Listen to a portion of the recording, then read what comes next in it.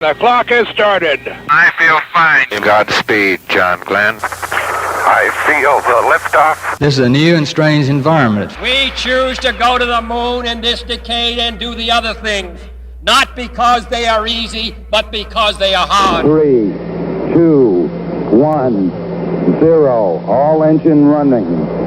Liftoff. We have a liftoff. Welcome to the Slightly Off Axis podcast. I'm your host, Ken Otto. We look at the history of the space program on the Space Coast of Florida, Brevard County. We do this by interviewing space workers, longtime residents, or those who are one and the same. Tonight's guest is Joyce Rosemary, and she has worked over 15 years in the platform engineering group. So please welcome Joyce Rosemary. Thank you. Great to speak with you tonight, Joyce. Great to speak with you too. I know you worked inside the VAB, so tonight we'll find out your history there and where else you worked. And so I'll start by asking, what was your title and responsibilities in your position at Platform Engineering Group? My title was the System Security Administrator, and most of my duties were to ensure that obviously no one can, go on the internet and play around, and everything they did had to be totally work related as far as that's concerned. And if they needed a user ID to log in, they couldn't get there without me. I was the only one to do that. Okay, so you may wish to answer this along with our other questions. You worked at Kennedy Space Center, but how much time did you spend at other facilities? So choose to either answer that separately or together. I started there in 1990. I retired in 2007 because of the shuttle going away. And then for the last 3 years I was there, once a month I went to Houston. They flew me to Houston to teach some training classes on some security issues. Okay. And we have a couple of viewers I can see tonight. If you want to send comments to Joyce, you can send comments from Facebook, YouTube, or Twitch. And if you send me something, I'm going to pull out my phone here and have it to my side. If you send me something on Twitter, I'll have to read it off the screen because we don't get a direct contact with Twitter through the program that I use. Okay, so we asked how long you worked. We got through that. How many launches did you witness in person? Oh my God, from 1990, every one of them, from 1990 to 2007. And I was lucky enough because of my position, all employees are allowed to go literally outside and watch the launch. Hmm. And before 2001, they gave away tickets to certain employees. So we could bring in, whether it was a van or a car, however many people were in the vehicle could get in with the one pass. So on days that I wasn't working, like the weekend, I would drive out and get within a 5-mile radius of the launch and watch it from there. Sounds interesting. That would be really exciting to do. That's one of the laments I've always had, is I've never been able to go out there and actually witness one in person. How many landings did you see in person? Again, just about everyone that was coming in on a day. Oops. Looks like we had a glitch.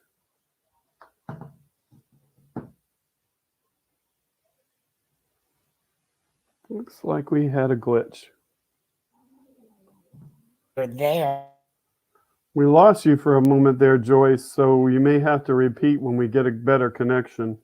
Okay. And I'm going to mess with my phone and put it on Wi-Fi in case it's the cause of us losing you. So the question was, how many landings did you witness in person? Every one that happened on a day that I was working. Now, if the shuttle had to land in California, it came back piggyback from California. And on the day it arrived down at the space station, when the employees would go outside to see it coming in, it would actually fly around the Space Center and tip its wing to let the employees know thank you on its way back to the landing strip. It made one circle around the Space Center itself and the VAB. And I have a question that came in from Ed Avery, one of your fellow Space Center workers out there. He asks, how many different contractors did you work for, and can you name all of them? Oh, it's easy for me. I worked for Lockheed from minute one till I retired. So that's the only contractor I worked for. I did work with, I had co-workers that I worked with for the whole time I was there. And every time the subcontractor got moved to another one, they would just hire all the same employees. So therefore, I understand Ed's question. You know, they work for many subcontractors, but they worked in the same position every single time. That would make it a lot easier than having to do different tasks that you weren't trained for. Yes. The next question actually comes from you, and it's how many discussions did you have with astronauts, and which astronauts did you meet in person? Oh, I didn't give you pictures of those, but after every launch, when the astronauts returned, they would come and tour and visit the employees. So our entire platform engineering group would gather, and they would come in the room in our office and talk to us about their latest trip. And the two that I met, I don't know if you can see this really well, but I'm quite proud of it, is, let's see, we get the glare off. If you look at my left, that's Ken Bowersox. And if you look at my right, standing there, it's Story Musgrave. Mm-hmm. It looked like we could see that pretty well. It depends on where you tilt it. There it goes. How's that? Yeah. It's capturing your screens and allowing us to see what's going on in the background a little bit, but that's going to happen. Okay, that solved that. So, but Story Musgrave had just gotten back from a launch where he was one of the original people that went up, astronauts that went up with the Hubble Space Telescope. When it had a problem in 1993, he was trying to retire from being an astronaut, but they called him back to go up. And he and Ken Bowersox went together, and they went out in space for, I don't know, 3 or 4 days, and they fixed the Hubble telescope. So then when he got back, lucky me, I got voted Employee of the Month. And when you got elected that, they gave you options, like you could fly around the helicopter with the door open, or you could do a parachute jump, or you could have breakfast with a couple astronauts. So I picked the breakfast. I figured that was the safest one. It would keep my feet on the ground. And that's where that picture came from. Ken and Suri both had breakfast with me that morning and then got up to take pictures with me. Okay, and I'm going to ask you the next one, which you also contributed to. How was life different when someone from Houston or the Johnson Space Center or any other facility associated with NASA came to visit for a launch? And what were their experiences like? And I'm going to mute my mic while you answer so I can take another drink. That's fine. Lockheed had a private plane, and I think it would hold about 10 people. So it would go to Houston every day at 4 p.m. from the East Coast and come back every morning at 7 a.m. from Houston. So the Houston people got lucky. When I got sent to Houston, I had to spend at least 2 nights. The first night because I didn't get there till after 6, and the second night because it didn't leave till the following morning. Houston people could actually fly for the day and just come to the Kennedy Space Center. When they came, we tried to invite our counterparts to come when there was a launch. And when they came, they were beyond mesmerized. They said they had no idea that that's what a launch would look like or sound like, because it's very, very loud when it goes off. And of course, you know, the burners, they didn't get, in Houston, they never see like the water. There's, Ed can probably correct me, I forget how many thousands, maybe 1 million gallons of water that explode immediately when that launch went off. That was to prevent fire on the ground from all the heat of that launch going up. And so the people from Houston, I thought they understood their job better when they came out and actually got to see a launch for real, because they're the launch control center after it's already up in space. So we can all see a launch on TV. It looks like one thing. It's entirely different in person. And we even have people, there's a 5-mile limit. That's as close as you can get, even as an employee, to the day the launch occurs.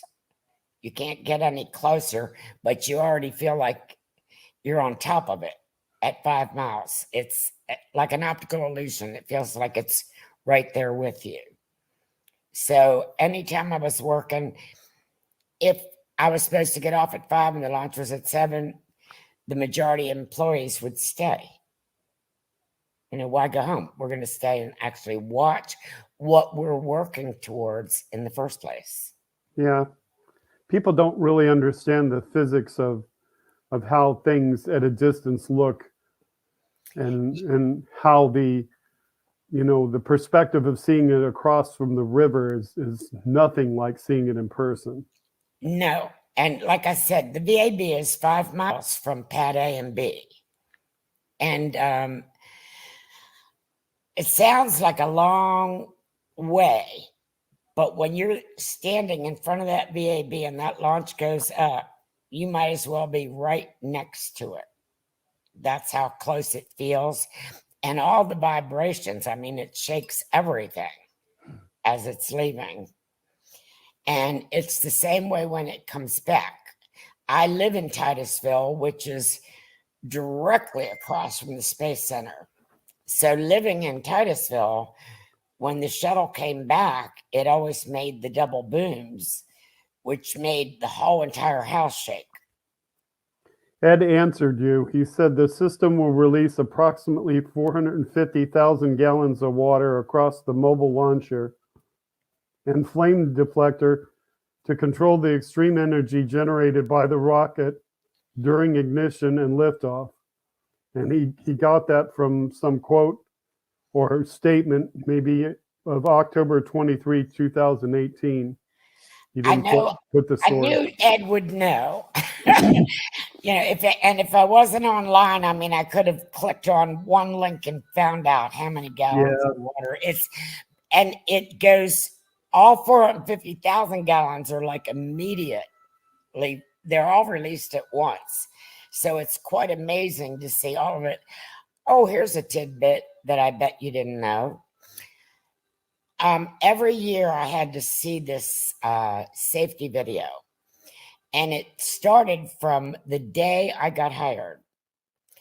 Okay. And there's something out there, they called it FOD, FOD, foreign object debris. So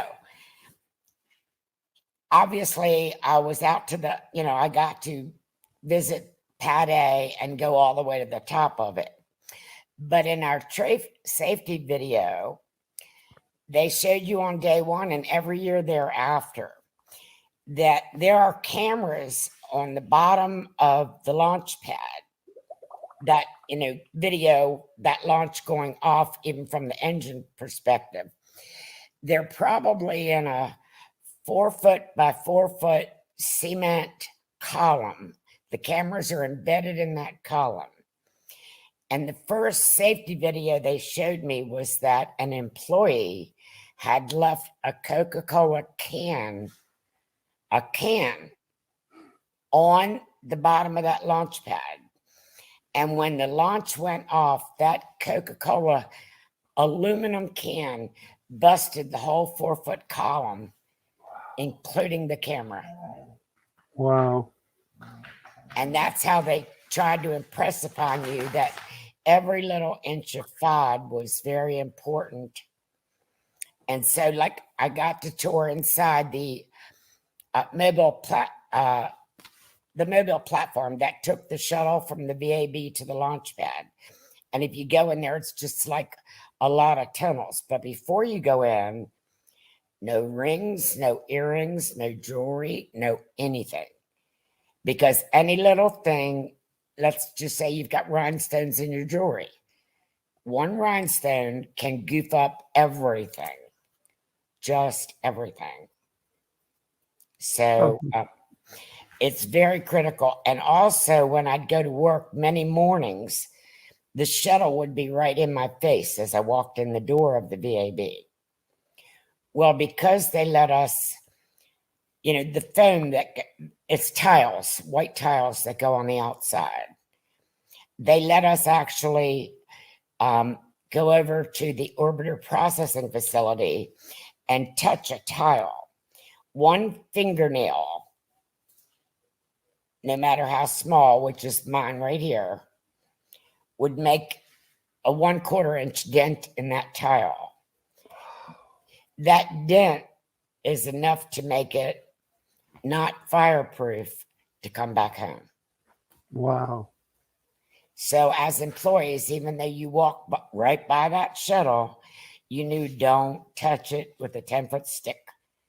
Don't touch it with anything whatsoever because every little thing could dent it. That's how touchy those tiles were. Wow. I got another message. I'm not sure. Okay, have another one here from Ed. He sent us some kind of screenshot. Let's see what he's saying, and I will give you another question while I try to look at what he's showing. I'm not sure I can open what he sent because the link is probably not valid for me. But the next question, how often do you have personal experience or listen to the experiences of the astronauts? And that's more along the lines of, how often did they talk to you about their exploration of space after they got back, or maybe their past career even? Within the week of them returning, they would come around and make a tour, and the majority would go to like the platform engineering group where I work. They would go in there and talk to the employees, and then you could ask individual questions. But some of the astronauts would actually have a bunch of us come into an auditorium, and some of them would tell you stories like they went up 4 years apart from one flight to another. Okay, that one astronaut, which has always stuck in my head, took a picture of the rainforest on his first trip. On his second trip, he showed us the exact same location taken from the space shuttle. And the trees were, I mean, it looks like a desert. It's gone. It's So just gone. sad. And so the way they can watch all of these happenings around the world is quite interesting. And I don't think everyday people realize how much data they actually collect up there, and scientific data.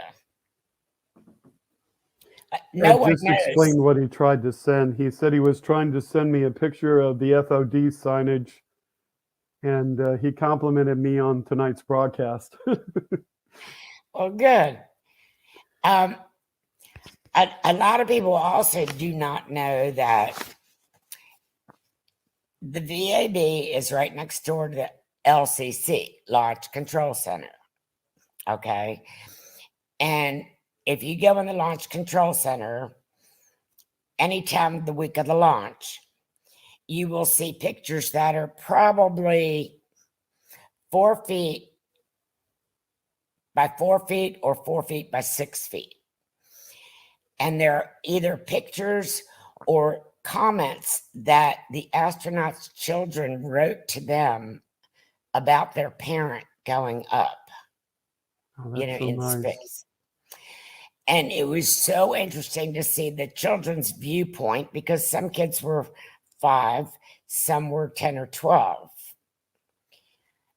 What made it horrifying was after the Columbia accident, because they actually put as much of the Columbia as they could find back together. And I believe it was in the orbiter processing facility, and the employees could walk around the whole, what was left of the space shuttle.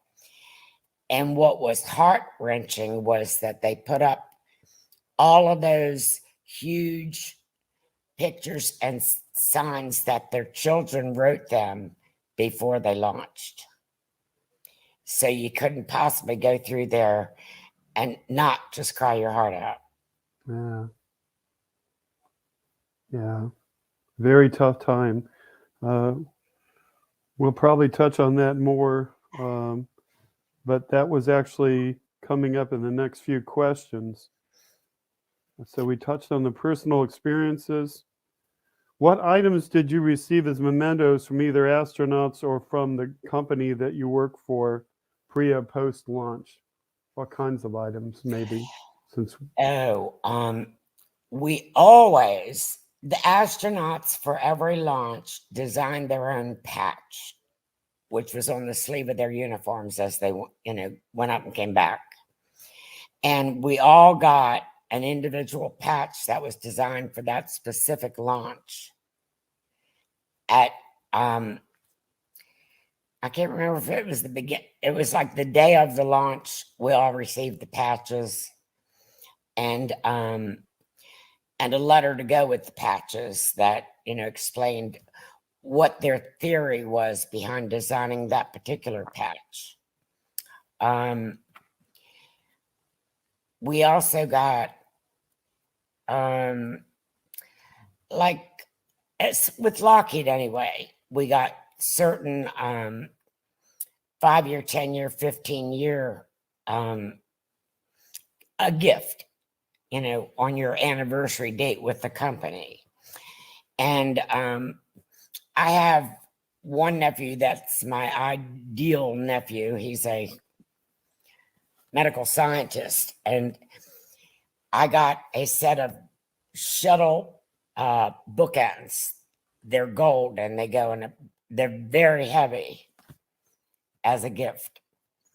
And I actually don't have any children of my own, so I gave them to that particular nephew to hold on to, because you'll never see him again, and you'll never find him anywhere, because they even had a store out there that it was right next to the lunchroom, and anything you went in there shopping, it was unique gifts that were never in any other store anywhere. You just couldn't find them anywhere. So I don't know where they got their gizmos and gadgets, but it was a lot of fun to go in there at least every couple of months and see what's new. And you almost couldn't come out without buying something new for your house, a friend, a niece, a nephew.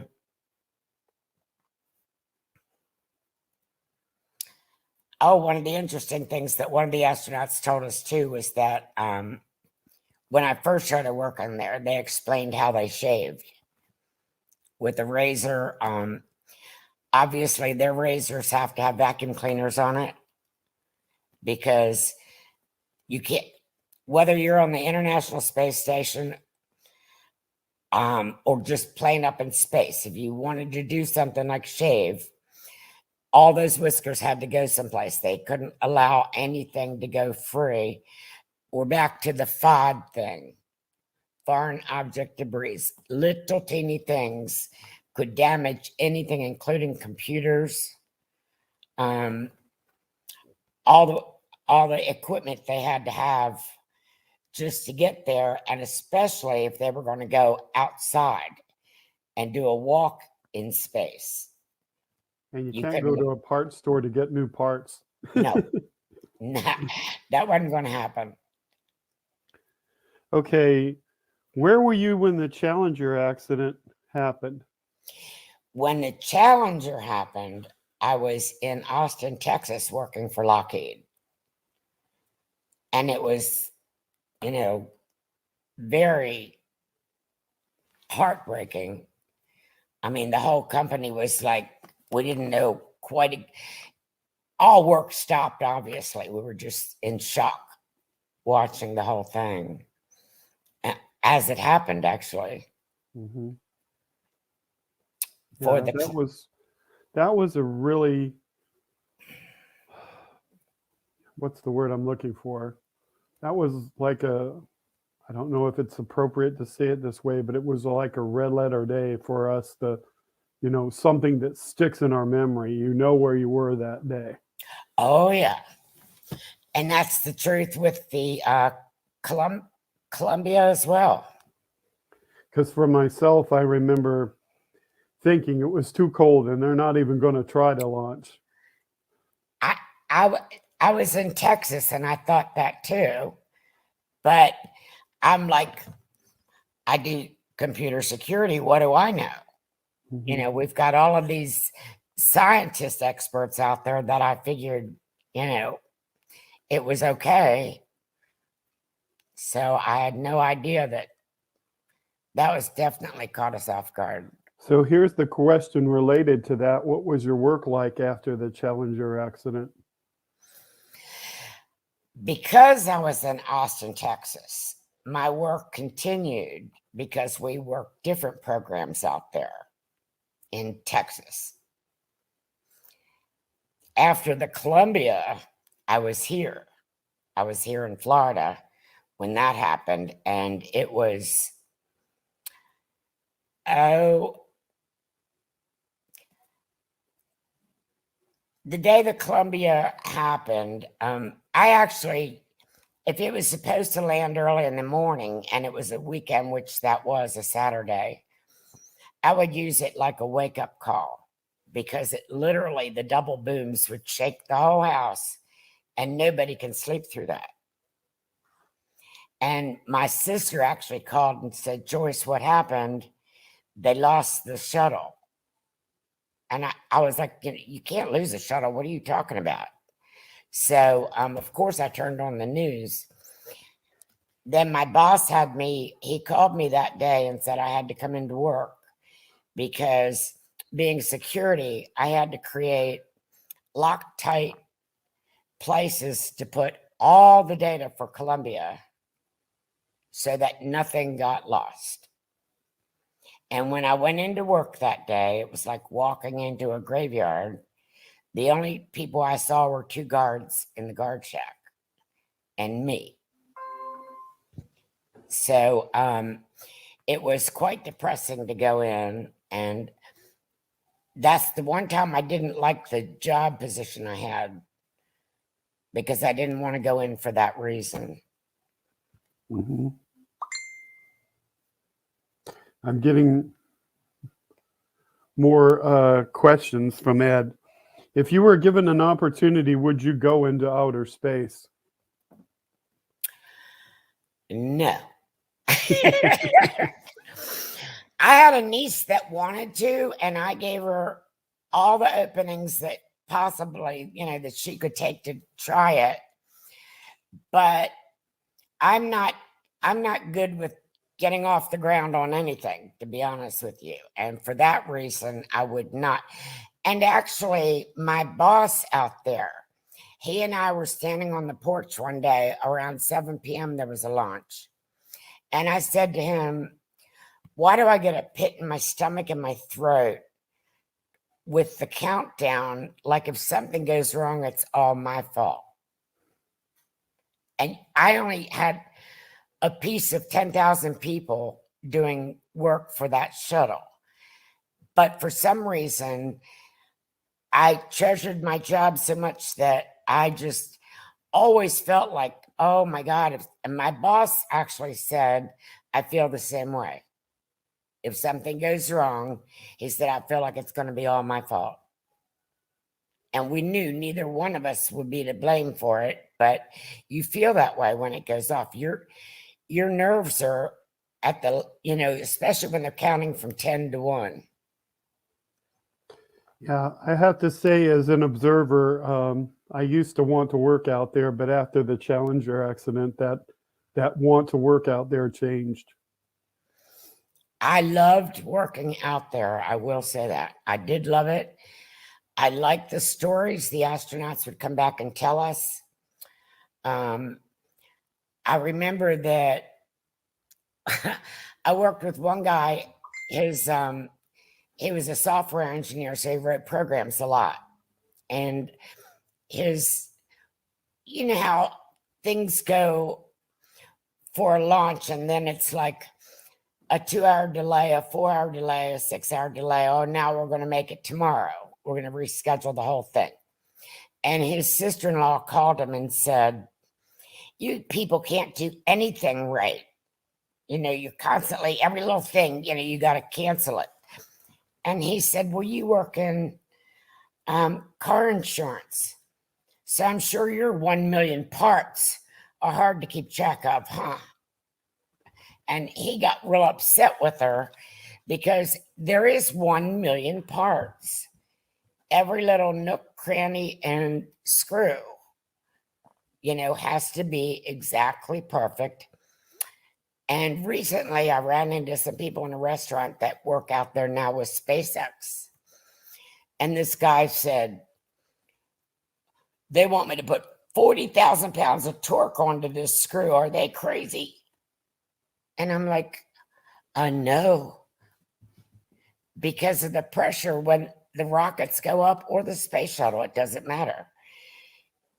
If they have to do 450,000 gallons of water to keep the heat down, what do you think they have to do, and how much torque every screw, nut, and bolt has to have, so nothing falls off of anything, and it is very critical. And I liked working at the VAB because, like I said, I walked past the shuttle, and then sometime later that day, here came the crane operator that would take the shuttle from, I'm looking at my picture now, from this position to this position, and lift it straight up and over the wall meticulously, that nothing got touched or hurt or damaged. Okay, so I had some side questions for Challenger and Columbia, and those were, what happened after the investigation? Do you feel like you touched on that do you feel like you touched on all the things that happened after the investigation, or do you have things to add that changed after Challenger or Columbia that you saw personally? With Challenger, I was like you know, after the fact, everybody can be a Monday morning quarterback. After the fact, I thought, oh my God, it had ice on it, you know, and they're so big about the fog that to me, that would have been foreign object debris. You know, that's just my personal opinion. As far as the Challenger was concerned, I mean, the Columbia, I'd seen footage where some things hit those tiles on its way up. Again, I'm not the scientist and I'm not the engineer. I did computer security.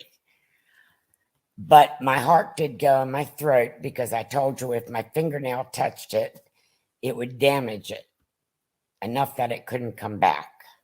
And that's what I was afraid of. That some things had flown up and hit the tile. So that's how I was just a nervous wreck. Right. If your fingernail could do so much damage, think of all the damage that the ice could have done. Right. And the same with the Columbia. Some in the footage, if you go back and watch news footage, they'll show you some things had gone up and hit those tiles as it was lifting up and going up into space beyond. And my understanding is that the Columbia was the only shuttle that's too heavy to go to the ISS. If it could have gone to the ISS, they could have gone there and replaced those tiles. Mm-hmm. But because it was the only shuttle left that was too heavy to go right. to the ISS. Because those who didn't live through that era might forget that Enterprise was just for landing testing, and Columbia was the first shuttle that was capable of flying into space. But obviously there was a timeline there between Columbia and the other shuttles as far as, you know, the build and how it was constructed. Well, when it started, there was no ISS. Mm-hmm. When Columbia was, you know, created. So who knew? And we're back to the scientists and engineers again. They knew all about the weight. And if you recall the early beginnings of the space shuttle program, the outside, it always looked real pretty because the outside external tank, the big fat tank, was white. And the shuttle was white. So it looked nice. And then after several launches, they decided that the paint on that external tank added X amount of weight to it. So they stopped painting the tank. And after that, you saw the white shuttle, but the orange tank. And that was just to keep the weight off of that tank, you know, as it lifted off. Everything they could do to reduce the weight of everything, it was their number one option. Yeah, I mean, it's kind of in the beginning, you make everything look pretty to make the people that are paying for it happy, that it looks pretty and beautiful and right and public image. And then you go, well, gee, we won't need to do that. Yeah, and because they're, you know, you have to remember especially after the ISS, you know, they're taking a lot of equipment up there, you know, and that's how all the pieces and parts of the ISS got there in the first place. So if you've got to add all this weight on the inside of the shuttle, you need to reduce weight on the outside. Yeah, it's pretty fantastic to think that the ISS is 20 years old, so therefore it went up in 1991 or pre-1991 and opened in 1991, 20 years ago. And right. then, it was, you know, there's a 10-year timeline between that and the first Columbia flight. yeah, well, they had there was another. When you go out in public and you live here near the space station, near the Kennedy Space Center, you know, the media says what they want to say, and everybody has to just go with it. And they made a big deal of the year. I can't remember if it was $10,000 or $20,000 to replace the toilet. And the media, of course, broadcasts that. And half the world says, are they out of their mind spending that for a toilet? Again, you asked me way earlier what the astronauts would tell you. The early astronauts, of course, the first problem they came up with was they go into space and, oh my God, I've got to go potty. And they were told to just go in your outfit. You have no choice. Well, then they learned how to wire the astronaut outfit so they're all plugged in. If anybody has to go potty during the flight or whatever, there's a way for them to go and it's not all over themselves. Yeah, I think it's in the Right Stuff movie where they depict that, where the astronaut actually urinates in his suit and all the alarms go off. That's right. And then, okay, at first it was all male astronauts, and now you got female astronauts. Well, then you've got a toilet. Well, guess what? With no gravity, and you go potty, it wants to go everywhere.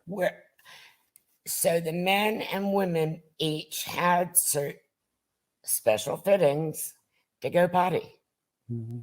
So that when they went, it went where it was supposed to go, inside that $10,000 toilet. Mm-hmm. You don't need a $10,000 toilet at home because we have gravity. Right. But people don't stop and think of what all is different for those people. Right. And I was telling you about Story Musgrave.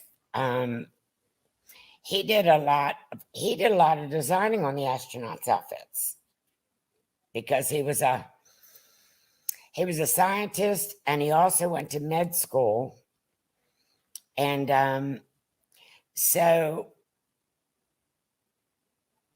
and he was well versed too, because I recall he was one of the people that was one of the experts that they either tapped at one of the networks. So I think it was either CBS or ABC, but it could have been NBC. But I know they had him on as an expert after the fact to speak about what was going on.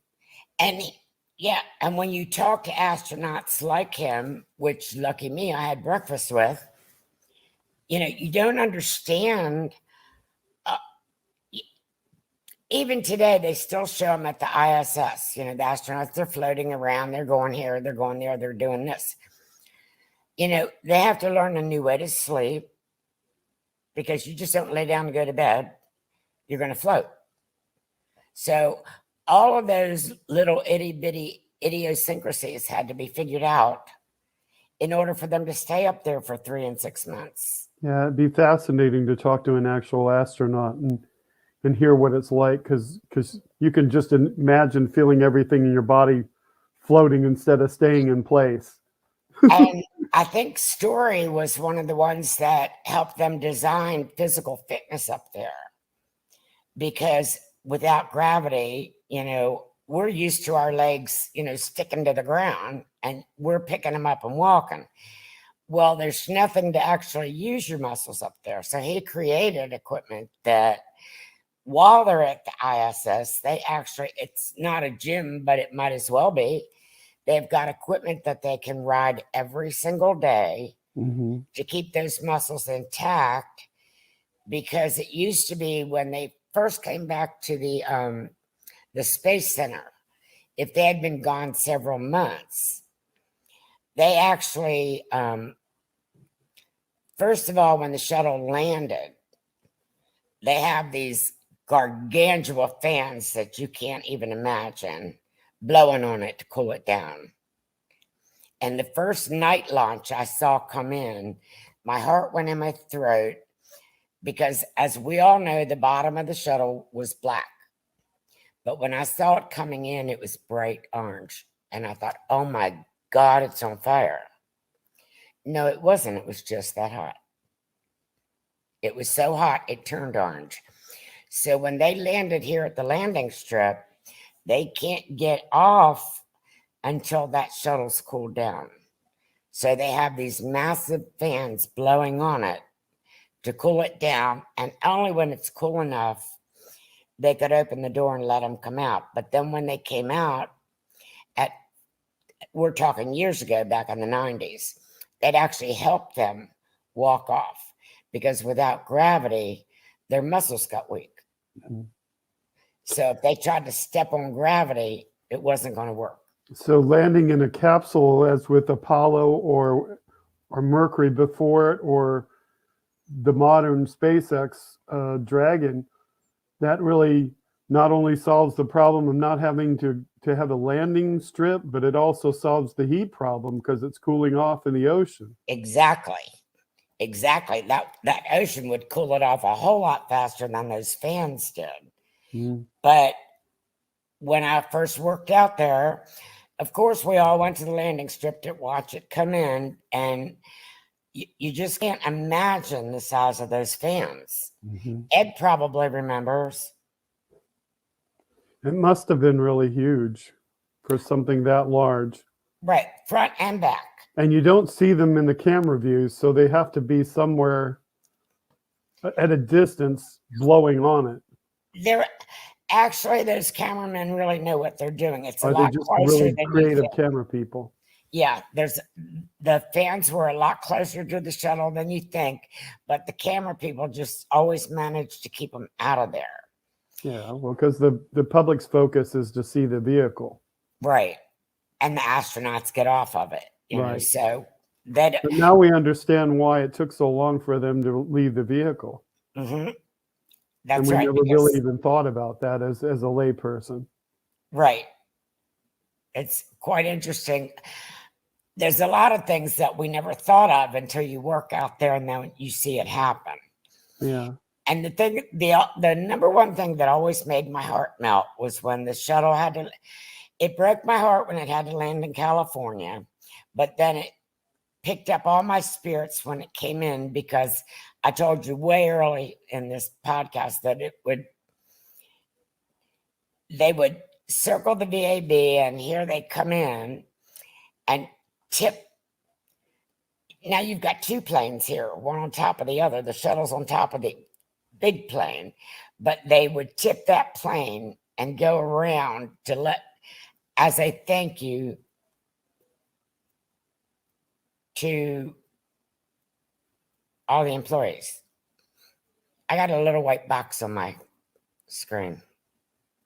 Yeah, that was me setting up for what you got coming soon. And I didn't mean to put that on the screen right away. Sorry. That's okay. But that's me getting ready for your photos that you sent me earlier. Oh, great. So I feel like we may go over the intended time, but that's okay with me if it's okay with you. I'm not doing anything. But I had two more questions for you. One was your adolescent ambitions. When you were growing up, what did you want to be or do? Was it similar to this job or not even close? And if it wasn't close, why did you find yourself on this path? Okay. When I was 11, 12, and 13, I wanted to be a doctor. Okay. And then when I got out of high school, my very first job, and this tells my age, paid $40 a week, and it was in a factory.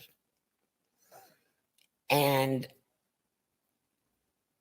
they laid off 10,000 people, moved everything to Mexico.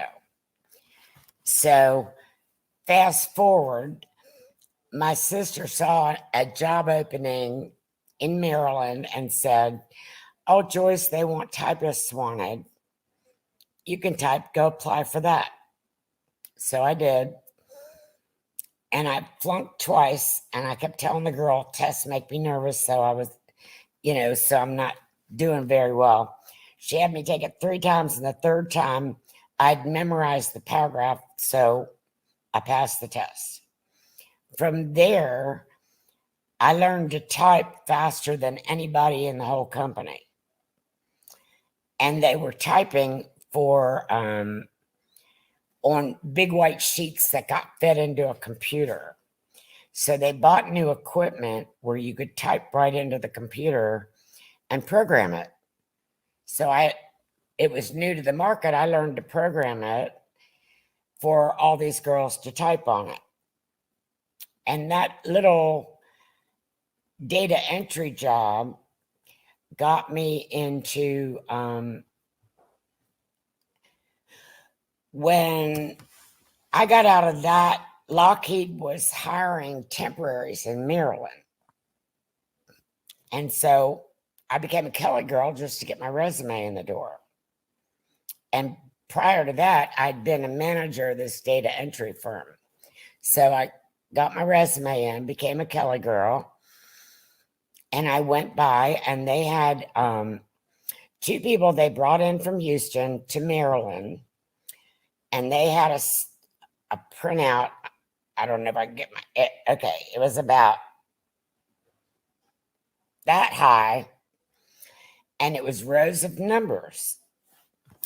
And they brought 2 people in for 2 weeks to add up all the numbers in that whole stack, and then add it a second time just to see how it was going.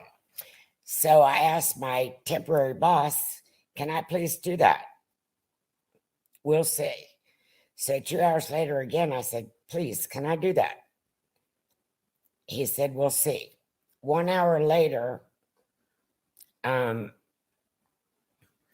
he told them, take a break. Let's have Joyce try it. In an hour and a half, I'd gone through the whole printout twice. That's how fast I typed. Twice, which gave me this adding machine printout, and it got the exact same answer both times. They sent the people back to Houston. Then I said to my boss, okay, now I got another job offer because I can't remain a Kelly girl. They don't pay enough. Oh my God, I meant to offer you a job. Wait right here. So he went downstairs, came back up within 30 minutes. I had the job right on the spot. They got a new computer, which was scheduling, and it was called Artemis. And so I learned to program that computer, and it would tell you every step of the job, including every screw, nail, and everything you needed to do. And if one thing went wrong,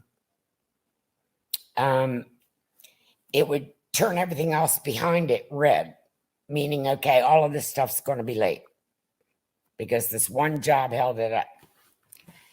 And that, from there, I just stayed. I got into computer after computer. You know how technology changes. I just went from computer to computer to computer within Lockheed. Mm-hmm. And they transferred me to Austin, Texas. And they said that was because I didn't have a life, because all I did was work. So that was their excuse. But and I'm still friends with my old boss's wives, but both of them. But when I moved to Florida, I was only here 2 weeks when I started at the Space Center, and on the same computer, Artemis. They now have some stuff out of SpaceX called Artemis, so it really confuses me because it's not the same system. There's another whole system. There's a preoccupation with the English language. She reused terms too much. Yeah, because that Artemis term was strictly scheduling. That's right. All that was. Right now they use Artemis for the next generation program that's being produced to send a rocket to the moon. And the reason why they use the name is because Apollo is the brother and Artemis is the sister. So that's why they're doing it now. Oh, That's why they're okay. using the name. So they want to emphasize the fact that this mission will have women on it. And so they gave it Oh, a nice. female name, and that's I why didn't. they did that. I But I'm didn't. sure someone who knows more about mythology would probably know why they used the name previously for the computer that you worked on. Yeah, because that was a huge computer, and it. Oh, you could just draw graphs that would take over the whole wall of an entire room, and it would just show you every single day. You know, one thing goes. If one thing doesn't get done, everything that depends on it turns red after that. And so at least it gave you how to catch up, a good way to catch up by looking at the red lines and telling people where they've got a step ahead of the job, you know, to get it back on schedule. So I know that you have photographs, and I don't know if that's related to this next question, because when I interviewed you prior to tonight, I told you that I would ask you, what do you want to tell the audience about your job or your experiences or perhaps your retirement goals that we've not talked about? So I don't know if the pictures are related to that, or if you still, if those are two separate things. Actually, they're very close. The first one I sent you was the Atlantis leaving for the final time, piggyback, with a plane escorting it out of the Space Center. And as I guess for PR reasons, they went straight down Cocoa Beach and as far down as they could before they, you know, turned it. But there it was with an escort. When the space shuttle used to come back, piggyback, it came by itself. But this time it had an escort. And that's what the first set of pictures was. I sent you another set of pictures, which was one of the reasons I moved to Titusville is because I live as close as you can live to the Space Center without living on it. And the Space Center had never been hit by a hurricane. They go around that curve in the state of Florida. In 2004, every other week we had a major hurricane. And they always let you go home, buckle up the house, you know, before it hit. Then stay a couple days home afterwards and unbuckle the house. By the third time, it hit the VAB. So the picture you see is most of my department all wearing hard hats, because in the VAB, even though I worked in an office with computers, we all had to wear hard hats till they fixed the VAB. Okay, I have that picture, and I'm looking for the one of the Atlantis. So let me zoom in on this picture.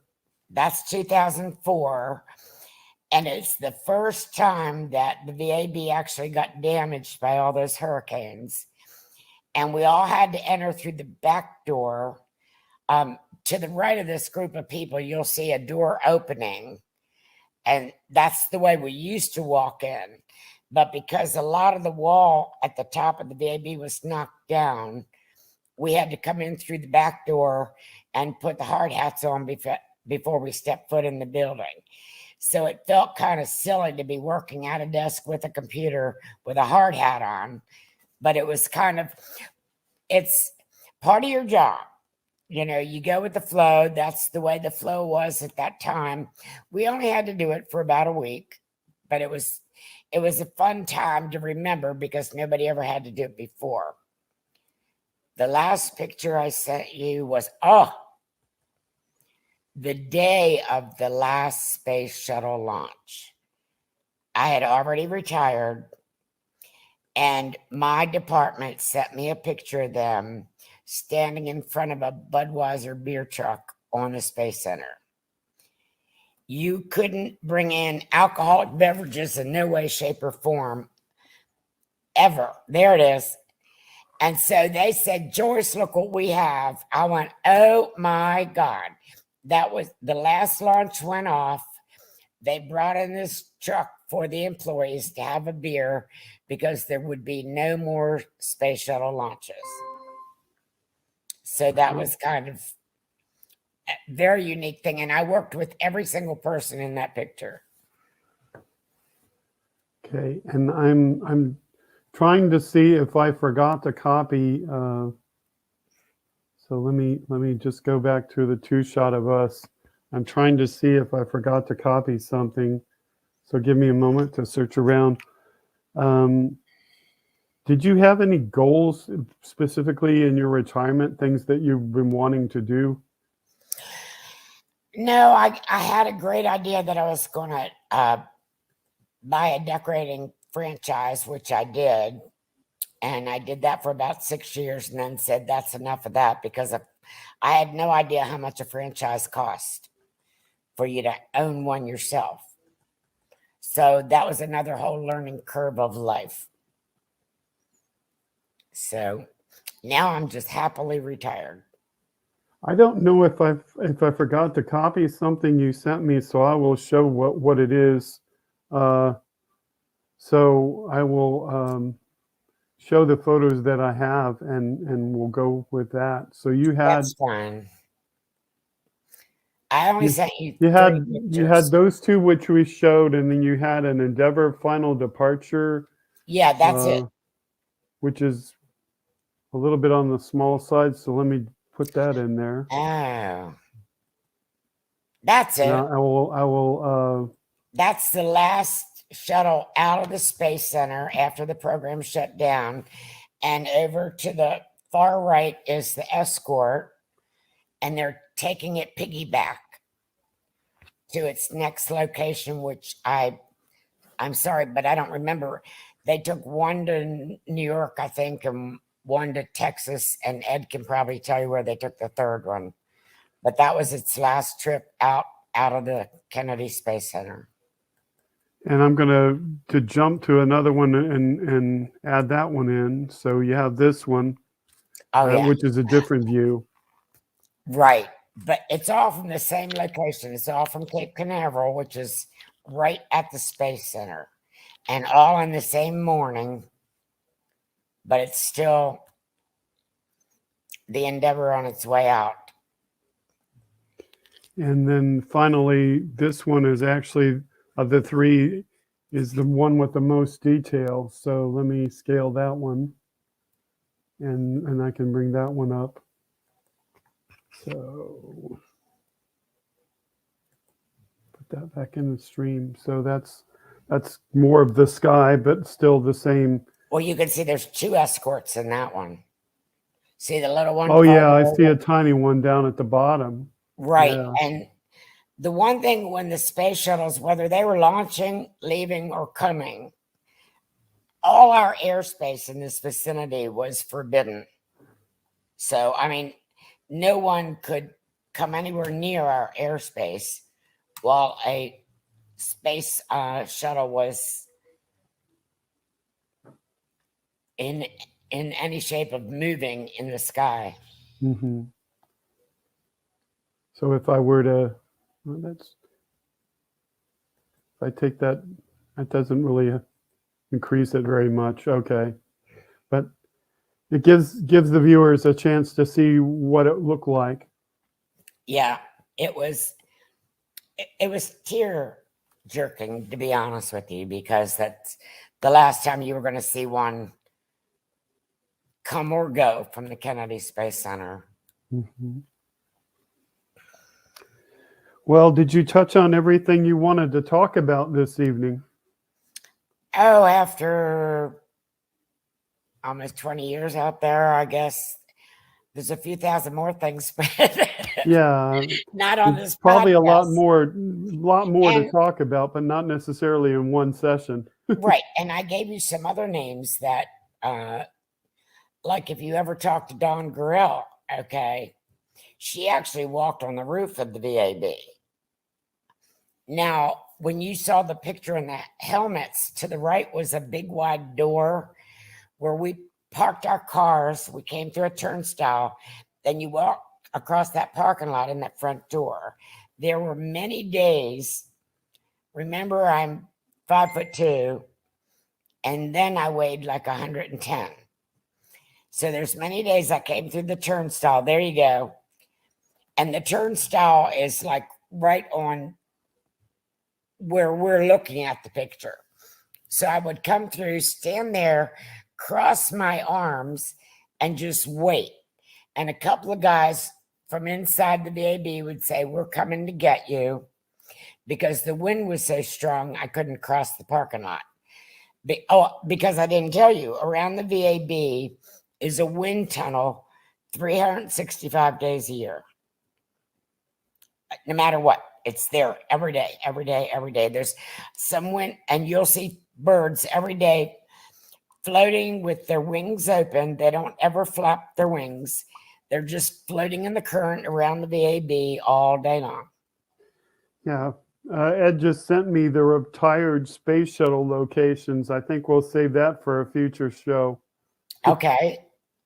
Because like I said, I don't remember, but I knew Ed would. Yeah. So it's been wonderful having you on our show. It's been wonderful having our viewers watch, and we thank them for watching. We know that it's likely that some are going to watch this later. Obviously, by doing this tonight, the night of the launch of the Dragon, we're kind of competing with them, but I wanted to stay with the schedule that you and I had worked on, and I thought we could sandwich this in between coverage, because I know as a viewer myself, I tend to want to see the astronauts, and the rest of it is a little bit of jargon. We got lucky though. They showed the astronauts earlier because the astronaut, even today, it's apparently just like the space shuttle. They get on at least 4 or 5 hours before launch. So there is no more seeing them until lunchtime. Mm-hmm.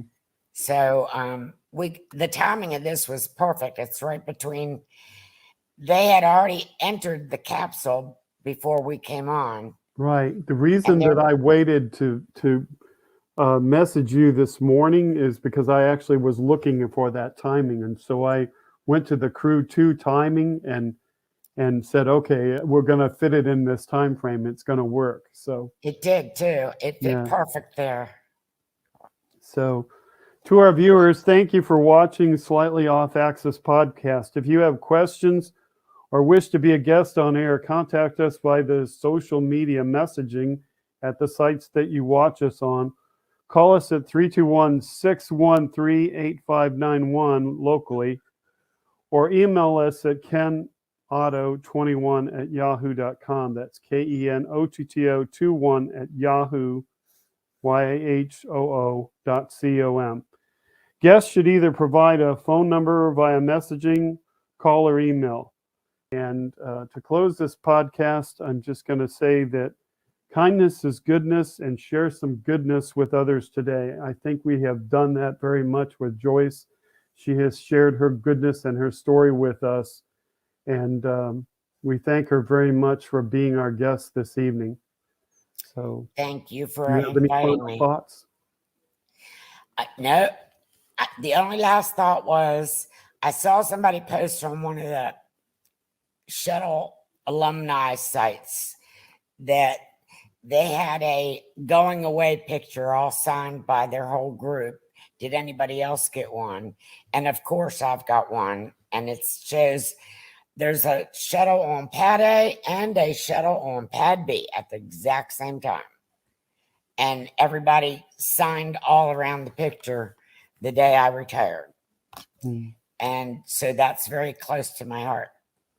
If I missed something with you, Joyce, we'll have to get you on again and just share it, or perhaps you can add it to a future show when someone you know is on, and just send it in.